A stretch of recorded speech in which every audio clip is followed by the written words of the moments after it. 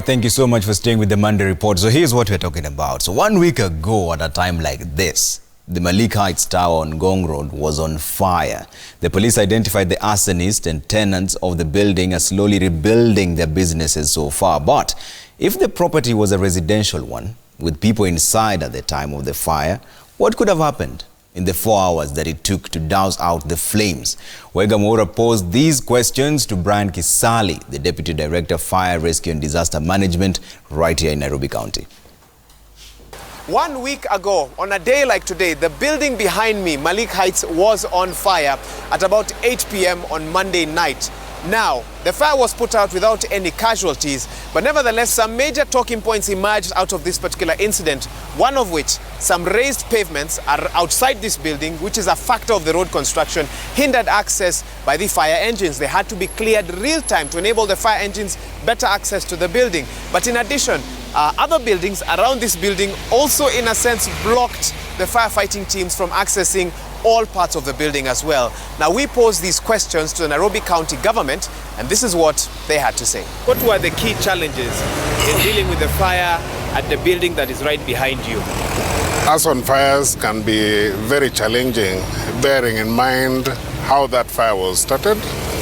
But basically, when my officers arrived, because Mr. Malik, the owner of the premises, is the one who called at exactly 10 minutes to 9.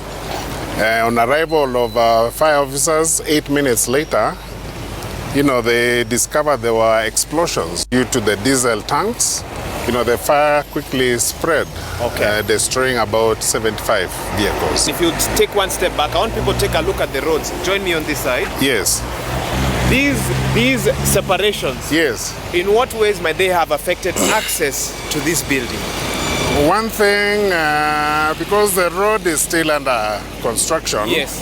So we had to create an access next to the building. Yes. Because the fire required a lot of water. Yes. But are you concerned that nevertheless, as construction is happening, that it does in some instances hinder access to certain buildings? Because it now means all the buildings on this stretch, if anything is to happen at another building, you would have to come and break down certain parts again. No, the only thing we needed direct access, but as you can see, the road is clear. Okay.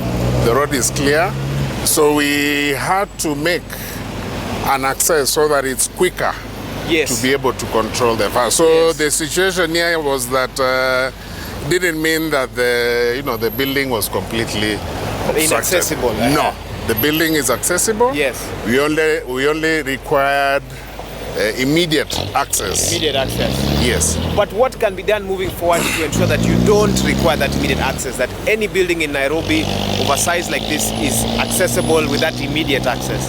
Are there other suggestions you would give? Proposals?